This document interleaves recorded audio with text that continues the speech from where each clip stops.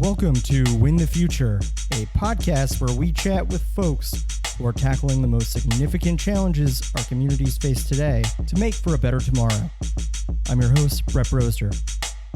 Hello and welcome to Win the Future. This is your host, Brett Broster, and this is episode 5. And we are here with the one, the only Ruben Felipe, who is a well-known political operative in the state, former deputy chief of staff to the city of Bridgeport, and currently is the executive director of the Northeast Charter School Network. Ruben, welcome. Thank you for having me. And it's now the Connecticut Charter Schools Association. Got it. I still get it wrong. So Got it. Got it. It's okay. Ruben is also a wonderful father and is working from home. Yes. And as you're working from home, your daughter, who's in 3rd grade, is virtually learning, right? Yep. So I actually have 2 children that are virtually learning. One's a 12th grader. But of course, that's a totally different experience and more independent. And then my daughter, who's a 3rd grader. Talk a little bit about what the difference is there in terms of how they're learning virtually. Yeah, I mean, there's a couple of differences. My 12th grader has spent most of his quarantine time with his mom, so there's that, right? And also just, by 12th grade, the work is more independent, right? And so he doesn't need, obviously, the assistance that an 8-year-old needs in terms of maneuvering through technology or, trying to figure out some of the material and how to approach it, for the work. So, I mean, of course, there are still questions, but it's night and day. It's a totally different experience. And so on the 3rd grade front with Olivia, what does a typical day look like? Remote learning for us in where we are in Stratford, and I think for most parents, is different. It looks different this school year than it did the second half of last year's school year when schools were sort of forced to move to a remote learning model without having any prep time. And even during this school year, it took a little while, and there was some tweaks in the model in the first several weeks, maybe the first month. But a typical day looks like, you get up like any other day, right? And we similar to like when you work remote, right? We've set up a separate space for Olivia that's like a dedicated classroom space. We're lucky enough to have that room, and also just not have multiple kids like some folks have that, so we can set up an independent space. So it's like logging on to the morning first class, right, which is usually around 8:45 through, in Olivia's case, we use Google Meets. And then, sort of like the first engagement with the teacher. The teacher's got to go back and forth at our school between, in-person students and the remote students, right? So, so she kind of sets the kids off for the day. You go to your Google Classroom and you have your set of assignments, and then there's a series of additional Google Meets that are subject based, right? So you'll have like an hour and a half or an hour of science, reading, and there'll be additional teachers that'll sort of do a couple of smaller group Zooms, particularly around reading and math, to try to give that more individualized attention. But in between those, then it's doing the work that's assigned, for the day and for the week. And depending on the day, that can sort of go for the normal school day, maybe end around 4 o'clock, 5 o'clock. But in most cases, it extends past what I guess would be homework time. It extends past, you'll sometimes, be going to like 7, 8 o'clock. Interesting. How does it differ from a normal school day in a way of that Olivia feels it's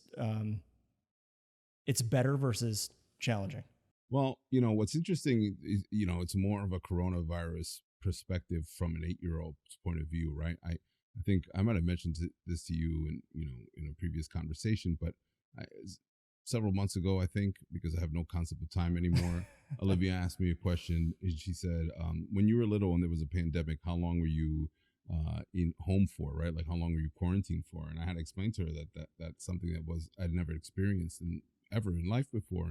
And I could see that kind of like blew her mind a little bit. And so I think, because I think we're far from like COVID paranoid, but we try to be safe, and we don't really try to shelter her from the reality of what's going on. and also she's involved in some extracurricular activities that allow her to have engagement with other kids her age. She is not really in a rush to go back to school, and I think she likes the pace of the work and the fact that she can do it throughout the day, and there's some help from me at some level, in between my work schedule. But obviously the biggest difference is that she's physically home, right? She's not at school, she's not interacting with other kids, she doesn't have the one-on-one attention of the teacher in the way that she would. The delivery of the material, I think they're doing the best job that they can, but the teachers will tell you themselves, and everybody and the educational experts will tell you it doesn't replace in-person learning. Luckily, I'm still, I guess, proficient enough in third grade subjects that I can be of some help.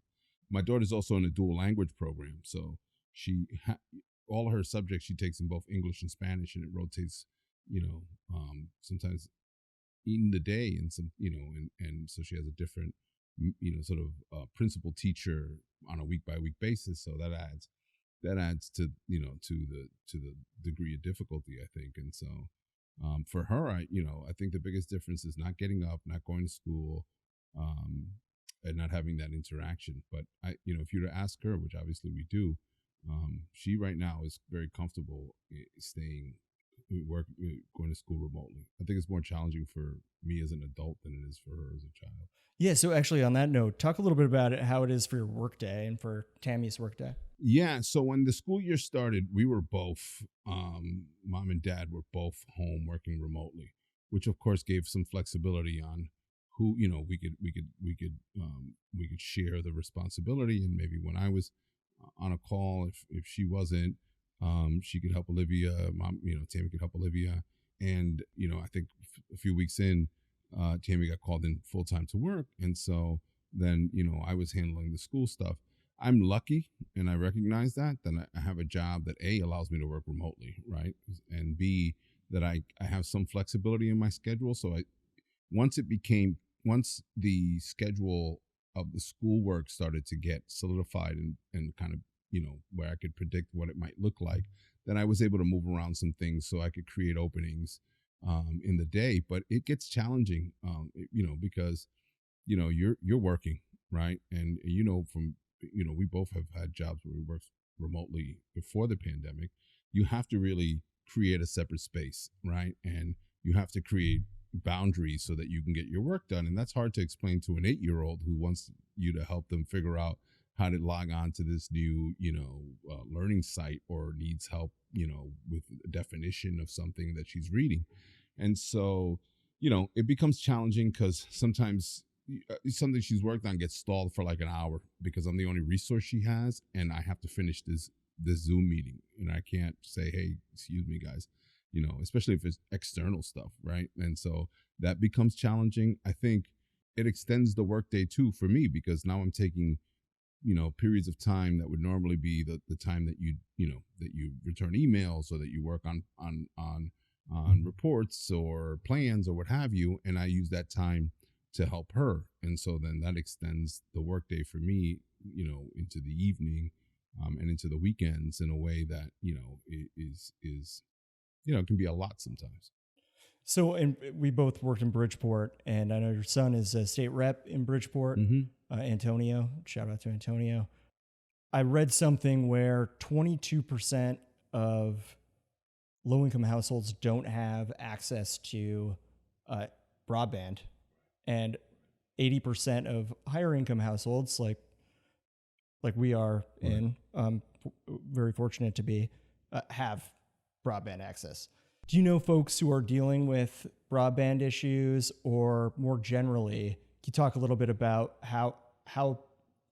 what kind of communication comes from the school district on that front? Yeah, I mean, I think so. I will say this: one, we're talking about the challenges that I'm facing personally, and I always feel, I always make it a point to remind myself and to always say that I'm so fortunate, right? I'm so fortunate that I'm in a position in life where I can work remotely. I can keep my daughter home because that's what we think is best. And I have the access to the internet, and to, if I needed to buy a device, which I didn't have to, But if I did, I could, right? And whatever I need to do for her. But yeah, I mean, I think broadband is one. It was a particularly big issue when schools went hybrid last school year. I think locally in Bridgeport, in the state has done a pretty decent job of working with the providers locally. I think I feel like that has subsided some, but not completely, certainly. Two, you're talking about folks that have multiple children in the household, right? Even with the access to like the free Wi-Fi that you get, that can be challenging in terms of the strength of the signal and the consistency, especially when you're doing like Google Meets or Zooms or live video streams. I think also the devices, right? The schools are still not at 1-to-1 in terms of the device per child. And so, if you have a household with multiple kids and you don't have a device or you're working off your phone, and I really couldn't explain to you unless you go to it, but they makes this process exponentially harder, right? And more difficult. And you're also, in most cases, talking about parents who are frontline workers or essential workers, and they don't have the flexibility of time. So you imagine someone goes and they work their 8-10 hour shift, what have you, and then they come home and their child home who needs help processing all the stuff. And now the extra layer of even for parents learning the software, right? And learning, perfect example is like, learning Google Docs or Google Classroom or Microsoft Teams or what have you. Most folks, of any income level, right, don't have to use those they don't use those tools, right? And so not only are you challenged with internet and you're challenged with devices, but then you have this additional challenge of trying to figure out how to navigate through technology or at least software that you're not accustomed to. Yeah, and so is it Google Classroom, the setup, or are there different? For me, right? But they're different all over. I think City of Bridgeport uses Microsoft Teams in their suite of products. Some schools use the Google Classroom, and it's like anything else, right? Some people swear by one or the other. There's a combination. My daughter's school uses mostly Google Meets, but they also sometimes will use a Zoom. But yeah, they're all over the place, district by district, school by school. Pretty much district by district, they vary. Interesting. I think it has a lot to do with what the IT setup was for the district ahead of the pandemic, right? So yeah, that makes sense. I mean, so I'm going to a business school at Southern Connecticut State University, and we'll have all of class one day where one professor uses WebEx. The next class, it's Microsoft Teams. The next class, it's Zoom. It's interesting, but that's great that you have it by district where they're on one platform. Yeah, again, I think it has a lot to do with this being sprung on districts and schools, obviously, and if you have one suite of software packages, you're not going to change your entire sort of IT setup midstream. So I think they just kind of had to go with what they had. So got it. And where they get their support. So understood. Great. Well, hey, Ruben, we're going to take a quick break, and we will be back shortly for the second part of this, where we'll get into some more personal questions. Win the Future is sponsored in part by Connecticut by the Numbers.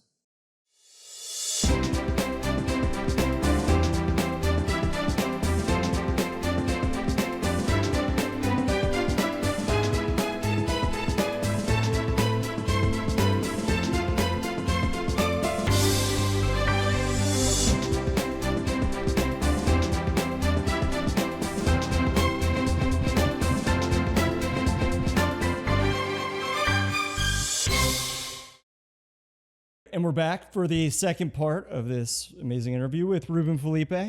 And Ruben, talk to us a little bit about, I know your son, Diego, who's a senior, plays sports, but I would imagine that's not happening right now. Right. Yeah, no, I mean, and again, this I believe is sort of district by district decisions, but yeah, the fall sports program was pretty much suspended where at his school or at his home district school, and so that's not been an option. He's a senior, and obviously that's something you look forward to, right? In your high school career, but it's just one of the casualties of the reality of where we're in, right? In order, and honestly, you there's a lot of things that you can do safely and still do, but there's things that are not worth the risk, and so I think I totally am fine with decisions that were made, because I think the most important thing in that specific case is to be safe. And Diego was looking to go to college to play football, right? Yeah, I mean, I think that was inside that was in his plans as much as 17-year-olds have plans. I think that was part of potentially his plan. I mean, I think it's not this. We're not in a situation where we're talking about my son having like Division I scholarship offers, but certainly it's part of the plan, part of potentially what some kind of scholarship, if not just something he'd want to continue, an activity he'd want to continue in college. So, well, I'm wondering how it impacts the conversations from colleges between high school athletes. Like I have to. On one hand, it must be easier because you know exactly where that student is going to be at home, right? For the most part. But on the other hand, you're not getting to see games. You don't know what they've been doing. Yeah, I mean, I'm curious myself, to be honest with you. I mean, there's, as you know, right? Like there's the sort of cream of the crop Division I athletes in the more, the higher income sports, right? The income revenue generating sports. And I'm sure they have all the resources in the world to figure out how they overcome that. I think there's student athletes who are in the sports that are not, football, basketball, baseball, etc. I think there's less resources for those sports and in colleges, and so I'm very curious at how they do that, right? Because I think without having anything to go on tape or statistics or what have you, I don't know how they tackle that. Yeah, and how many kids? I mean, I remember when I was a senior in high school, going to look to play college sports. I mean, you're regimented with any kind of high school sport program where you're working out. I mean, now kids, if they're not only are they not playing, I would imagine that not having readily available access to the gym must have a huge impact. Yeah, I mean, I think as a parent, like for me at least, my kids playing sports or involved in sort of extracurricular activities, the main benefit for me was like participating in something that's athletic, right? That just is good for you physically, and also learning the lessons that team activities teach you, right? And how to work with other folks, and also because especially when you're talking about teenage kids, idle time is not a good thing, right? Like when I was a teenager, whatever trouble I got into is because I had a lot of idle time, and so keeping kids focused and busy and things that they like is helpful. And so yeah, I mean,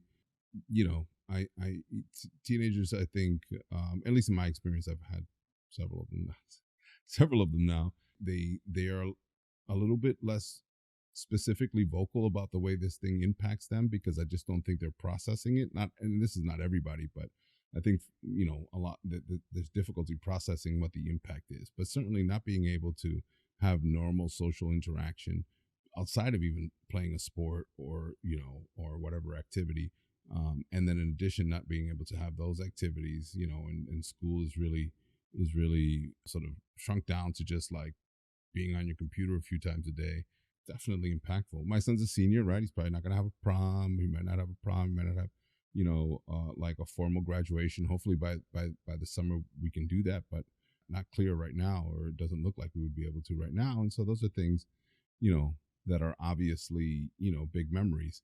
But again, to something we talked about in the previous segment, like I more focus on, that those are a little bit first world problems. They're significant and they're real, but there's families and kids that are just trying to figure out how to get through this, from an educational standpoint and beyond. Folks are worried about whether they're going to get evicted or foreclosed, and where they're going to work. It is sad that kids won't get graduations or proms or play sports or what have you. But there's these sort of bigger sort of cliffs that a lot of families are looking at, and that's really scary. Definitely. So before we go, I just want to ask, I think it's probably a little abnormal for somebody to be in a position of lobbying their son. How is that? Yeah, well, before even that, it's strange to unfortunately, because of COVID, I haven't spent a lot of time at the Capitol, over the time that Antonio has been in office.